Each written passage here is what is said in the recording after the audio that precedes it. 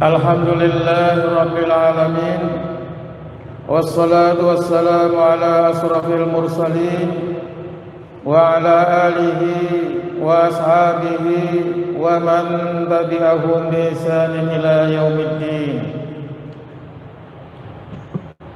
Qala Allah Ta'ala fi kitabihil karim, a'udzu billahi minasy syaithanir rajim. يا أيها الذين آمنوا اتقوا الله حق تقاته ولا تموتن إلا وأنتم مسلمون. وقال أيضا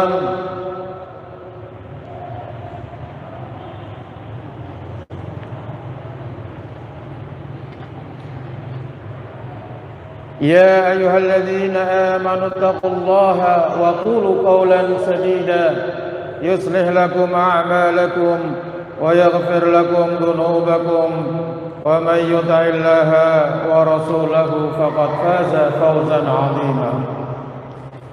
أما بعد فيا أيها الحاضرون, bapak-bapak, ibu-ibu, adik-adik jamaah Masjid Darul Iman yang saya hormati dan yang dimuliakan Allah Subhanahu wa Ta'ala.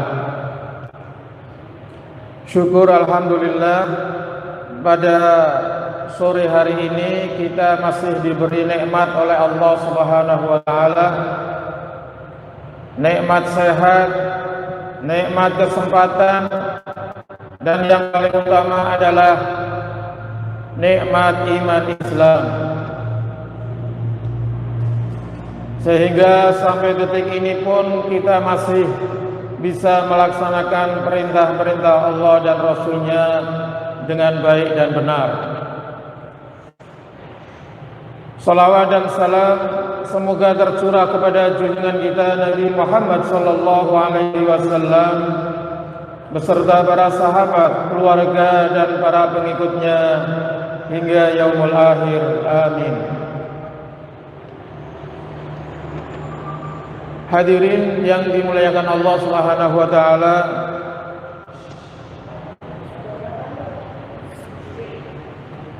marilah kita gunakan kesempatan ini dengan sebaik-baiknya, karena di bulan ini Allah memberikan kasih sayangnya, memberikan keutamaan-keutamaan di bulan Ramadan yang tentunya tidak akan ada di bulan-bulan yang lainnya. Oleh karena itu, mari kita gunakan waktu ini, Ramadan ini, dengan baik, dengan benar, dan dengan kesungguhan hati, sehingga kita akan diampuni seluruh dosa-dosanya yang telah lalu oleh Allah Subhanahu wa Ta'ala. Sebagaimana sabda Rasul sallallahu alaihi wasallam, "Man shoma Ramadhana imanan wa ihtisaban ghufira lahu ma taqaddama min dhanbi." Barang siapa yang berpuasa di bulan Ramadan dengan iman dan hanya mengharap ridha Allah, maka akan diampuni dosa-dosanya yang telah lalu. Dijelaskan dengan rinci dosa-dosa yang telah lalu itu setahun yang lalu, 2 tahun yang lalu, 5 tahun yang lalu, 10 tahun yang lalu, atau 20 tahun yang lalu. Hanya Allah yang tahu, karena ini adalah hak prerogatif Allah Subhanahu wa Ta'ala. Ma'asyiral muslimin rahimani wa rahimakumullah, marilah jangan kita sia-siakan bulan Ramadan ini berjalan atau berlalu begitu saja, karena tidak ada jaminan bahwa kita akan ketemu lagi di Ramadan yang akan datang. Ma'asyiral muslimin, jamaah Masjid Darul Iman yang dimuliakan Allah Subhanahu wa taala.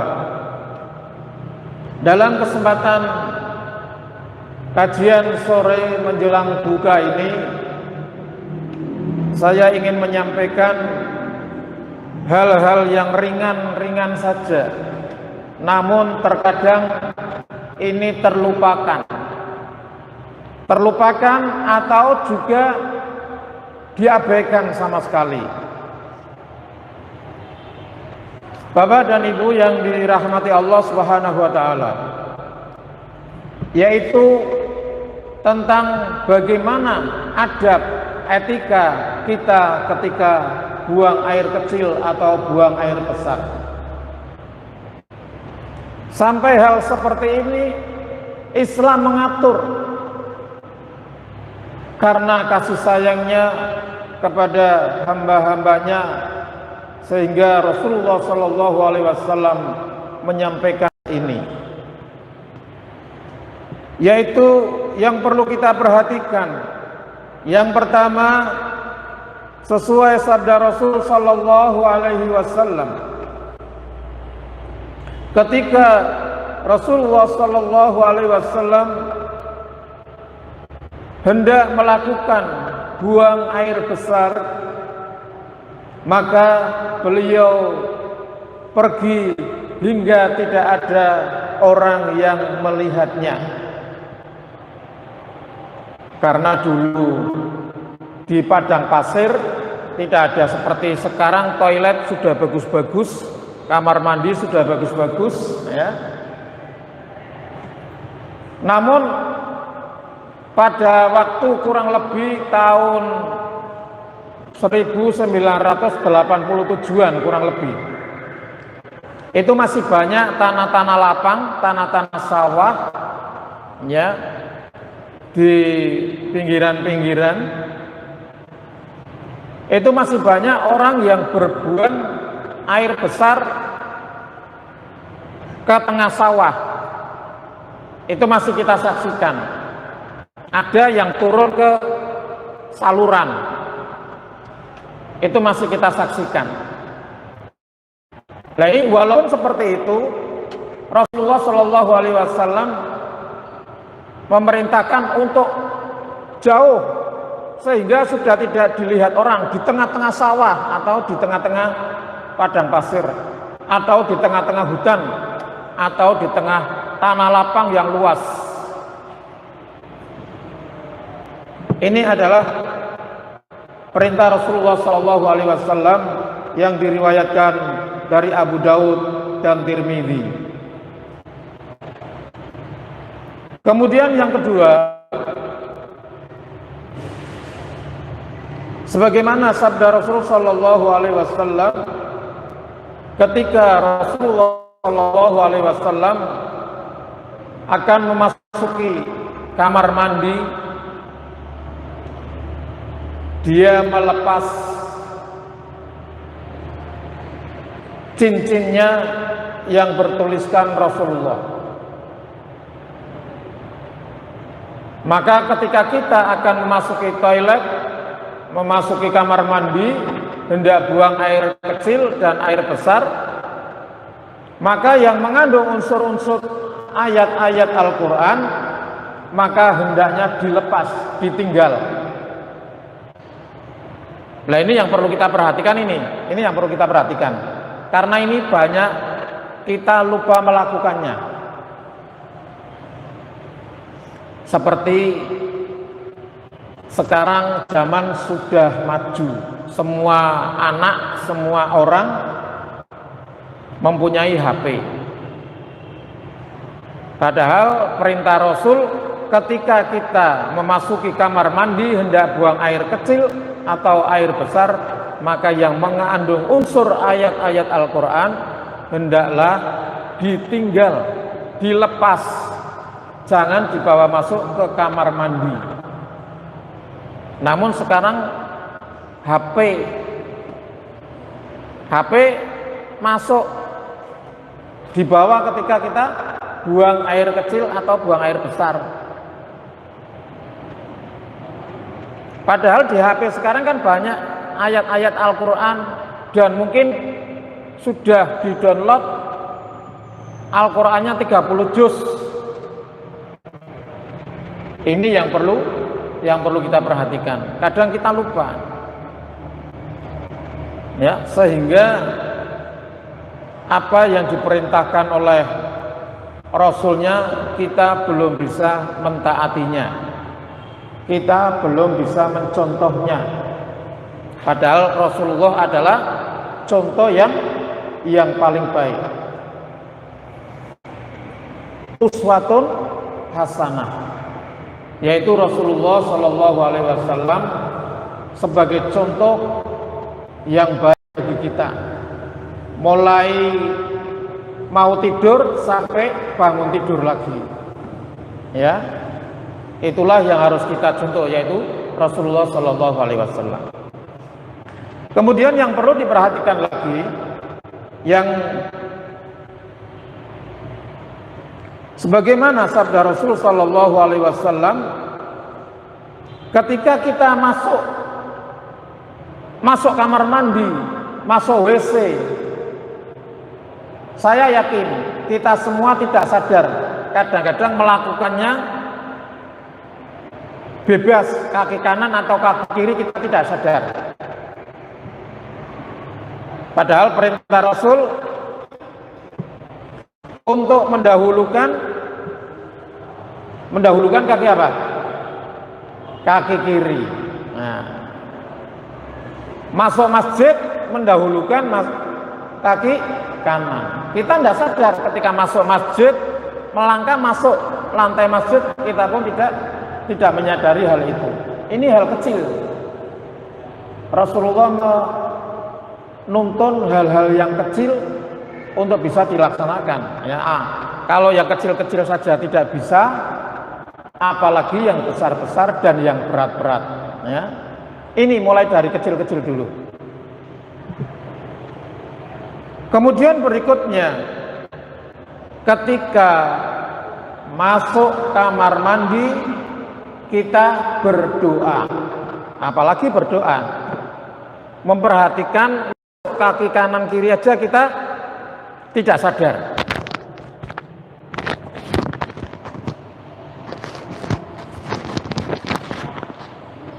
Yang penting masuk kamar mandi, apalagi sudah apa? Sudah tidak bisa ditahan, wah lari, kadang loncat masuk kamar mandi. Ya.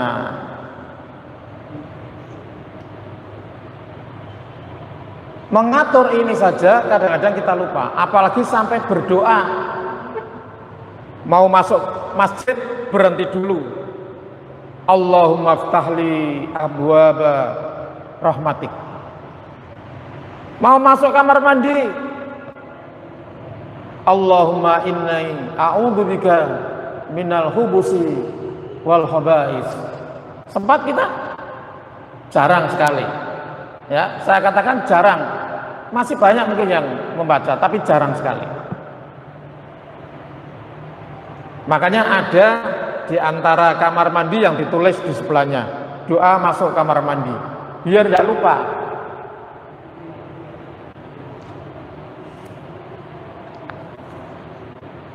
Ma'asyiral muslimin rahimani wa rahimakumullah. Ini salah satu perintah Allah dan Rasulnya. Maka jangan kita bertanya ketika kita diperintahkan oleh Allah dan Rasulnya, ketika disampaikan itu hadisnya jelas, maka kita harus sami'na wa ata'na. Tidak usah bertanya apa manfaatnya, masuk kaki kiri dulu, keluar kaki kanan. Nah, ini salah satu faedah hikmah.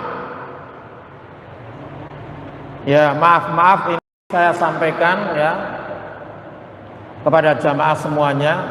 Kita sering mendengar orang masuk kamar mandi jatuh meninggal. atau jatuh stroke sampai lama, tiba-tiba kita mendengar sudah meninggal lagi. Ini salah satu hikmahnya apa? Ketika kita berdoa untuk memasuki kamar mandi, tiba-tiba jatuh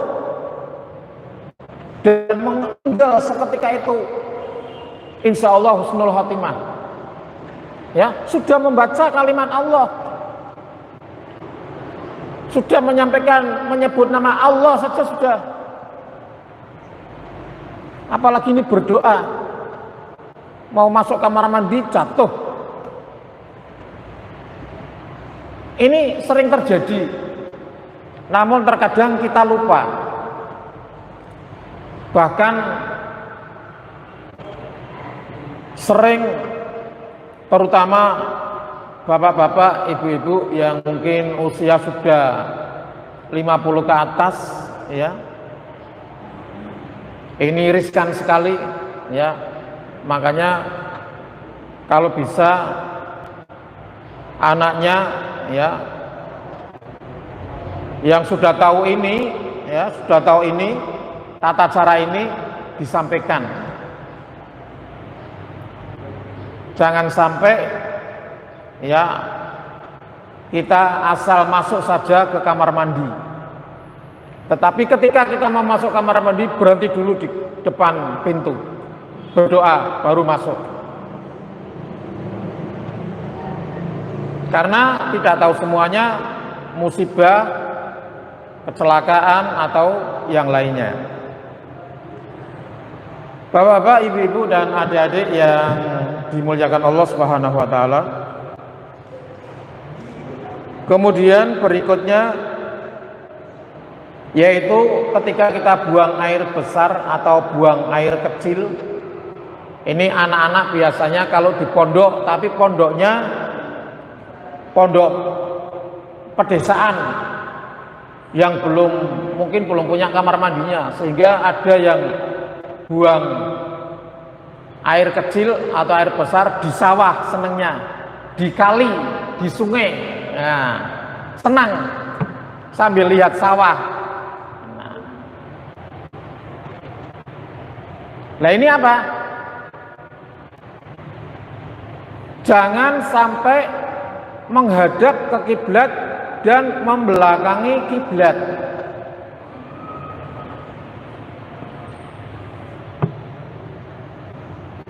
Ya, jangan menghadap kiblat atau membelakangi kiblat. Jadi menghadapnya harus ke utara, kalau tidak ke selatan. Sekarang kan kamar mandi, toilet kan sudah yang tahu memang sudah langsung bangunnya itu posisinya sudah menghadap ke utara dan selatan. Karena dengan hadis ini Rasulullah Shallallahu Alaihi Wasallam bersabda, la tastaqbilul kiblata wala tastadbiruha bighaitin wa baulin. Janganlah kalian menghadap kiblat dan jangan pula membelakanginya ketika buang air besar atau buang air kecil. Hadis riwayat muttafaqun alaih. Ini muttafaqun alaih itu berarti sudah kuat, karena beberapa yang meriwayatkan. Ini perhatikan ya, artinya jangan itu berarti larangan. Jangan kalian menghadap kiblat dan jangan pula membelakanginya ketika buang air besar atau buang air kecil. Ini saya mengingatkan diri saya dan jamaah sekalian, terutama anak-anak muda ini. Anak-anak muda yang senang main sepak bola, kebelet kadang-kadang lari ke pinggir, sudah tidak ada apa-apa. Nah, melakukan buang air kecil. menghadapnya tidak tahu kemana. Nah, ini perlu hati-hati karena ini larangan dari Rasulullah Shallallahu Alaihi Wasallam. Ini hal-hal yang kecil kadang-kadang terlupakan. Kadang-kadang buang air kecil sudah sembarangan dan tidak cebok lagi.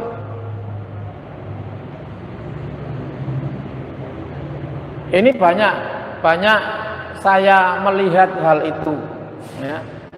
Sering melihat hal itu. Hadirin yang dimuliakan Allah Subhanahu wa taala. Kemudian berikutnya, ketika kita akan buang air kecil atau buang air besar, tidak buang air kecil atau buang air besar di tempat berteduh, ya, atau di jalan, atau di air yang biasa digunakan untuk mandi. Ini biasanya kalau air yang menggenang itu di tanah-tanah lapang, di tanah-tanah sawah. Ketika hujan, wah, anak-anak seneng. Atau di saluran-saluran atau sungai-sungai, ya, sungai-sungai kecil. Biasanya di saluran sebelah sawah. Itu seneng. Anak-anak kalau musim hujan, musim banjir, mandi-mandi. Dan itu kita dilarang kencing di situ. Di tempat sini buat mandi-mandinan anak-anak, di sana kencingnya, buang air besarnya. Nah, ini dilarang oleh Rasulullah Shallallahu Alaihi Wasallam. Mungkin yang tadi tidak buang air kecil di jalan. Di jalan artinya yang sering dilalui oleh orang. Kita sering mendapatinya. Saya juga pernah mengalaminya. Artinya ketika lewat kampung situ pas belokan, baunya naudzubillah. Karena biasa buat kencing di situ. Kalau kencing, maaf orang-orang yang di jalan mojok ke situ kencing. Nah. Atau milih di tempat biasa untuk berteduh orang. Biasanya di bawah pohon. Nah, pohonnya dikencingi sekalian. Nah, ini larangan, dilarang oleh Rasulullah Shallallahu Alaihi Wasallam. Ya, yang pertama dilarang buang air besar di tempat berteduhnya manusia, yaitu mungkin di bawah pohon, kemudian atau di tempat-tempat gedung atau aula yang biasa untuk berteduh orang, ya.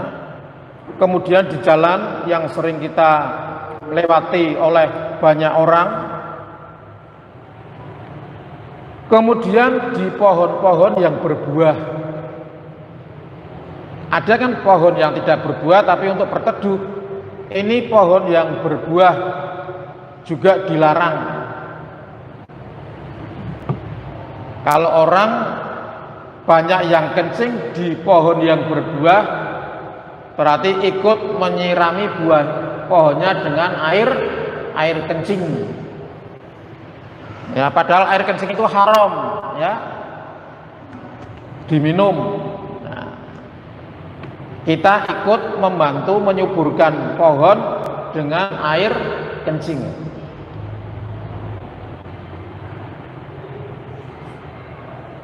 Rasulullah Shallallahu Alaihi Wasallam bersabda, "Ittaqul malainas salasa, al-barazu fil mawaridi wa qari'atit tariqi wadhilli." Rasulullah Shallallahu Alaihi Wasallam bersabda, takutlah kepada tiga tempat yang dilaknat. Tiga tempat yang dilaknat oleh Allah Subhanahu wa taala. Yaitu buang air besar di aliran air.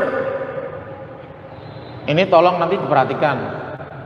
yang sering main-main di sawah ya, di aliran-aliran yang biasa digunakan orang untuk nyuci pakaian atau untuk ambil air untuk mandi ya.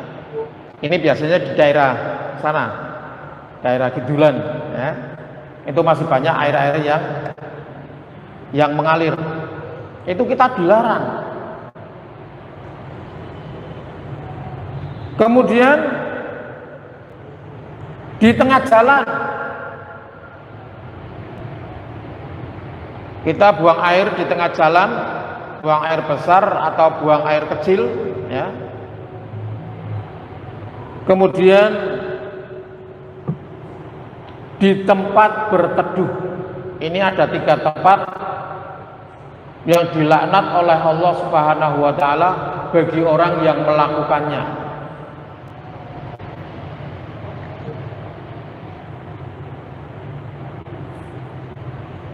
Oleh karena itu, hal-hal yang sekecil ini hendaknya kita perhatikan dengan sebaik-baiknya, sehingga yang kita lakukan itu betul-betul ya tidak menyalahi perintah Allah dan Rasulnya ya, sehingga tidak ada orang yang merasa terganggu, tidak ada orang yang merasa dirugikan ya,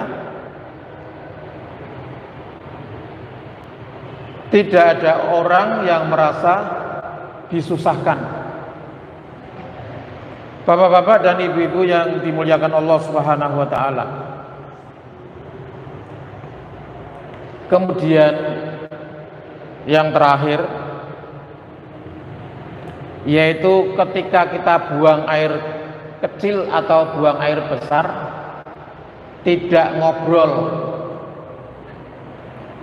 Ini hadis ini disampaikan karena kondisi-kondisi tertentu yang mungkin manusia itu bisa melakukannya. Ada kamar mandinya atau kamar kecilnya, sketnya belum sempurna ya. Ketika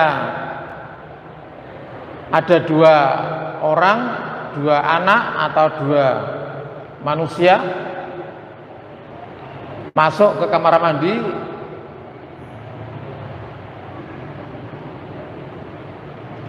berdua lalu ngobrol. Nah, karena sketnya masih sket, bukan pakai tembok, masih pakai sket, mungkin pakai plastik atau pakai triplek ya, sehingga dengar. Nah, itu kita dilarang cerita satu dengan yang lainnya. Ini tuntunan Rasulullah Shallallahu Alaihi Wasallam. Sebagaimana sabda Rasul Shallallahu Alaihi Wasallam, "Idza taghawwatar rajulani falyatawara kullu wahidin minhuma an sahibi wa la yatahaddasa fa innallaha yamkutu ala dzalik." Jika 2 orang buang air besar, maka hendaklah setiap orang dari keduanya bersembunyi dari orang yang satunya, karena dan keduanya jangan ngobrol, karena Allah membenci hal tersebut. Ya, inilah yang perlu diperhatikan ya, bahwa mulai dari hal-hal yang kecil. Yang pertama yaitu tadi yang sering kita lakukan setiap hari, rutin masuk kamar mandi berdoa menggunakan kaki kiri terus ya. tadi yang sudah saya sampaikan itu adalah tuntunan perintah dari Rasulullah Shallallahu Alaihi Wasallam. Karena setiap perintah Allah dan Rasulnya itu akan mengandung kebaikan. Jangan ragu kalau kita melaksanakan, mengerjakan apa yang diperintahkan oleh Allah dan Rasulnya. Pasti ada hikmahnya. Kita tidak perlu tanya, ya. Kita tidak perlu mencari-cari apa sih hikmahnya ini begini ya. Sekali lagi, apa yang diperintahkan oleh Allah dan Rasulnya pasti mengandung kebaikan, dan kebaikan itu untuk dirinya sendiri, yaitu kembali kepada manusia tersebut. Hadirin yang dimuliakan Allah Subhanahu wa taala, itulah di antara hal-hal yang harus diperhatikan, yang harus dilakukan. Jangan hanya sekedar ilmu pengetahuan, ya. Jangan hanya kita mengerti saja. Kalau itu memang dari perintah Allah dan dari Rasulnya, hadisnya jelas, maka kita sekali lagi sami'na wa ata'na, ya, tidak ada tawar menawar. Saya kira itu yang bisa saya sampaikan, ya. Mudah-mudahan bermanfaat, ya, bagi diri pribadi dan kepada jamaah sekalian, dan mudah-mudahan kita bisa melaksanakan, ya, segala perintah Allah dan Rasulnya sedikit demi sedikit, ya, sehingga kita akan selamat baik di dunia maupun kelak di akhirat. Amin amin ya rabbal alamin. Mari kita tutup dengan doa kafaratul majlis. Subhanakallahumma wa bihamdika asyhadu an la ilaha illa anta astaghfiruka wa atubu ilaik. Wassalamualaikum warahmatullahi wabarakatuh.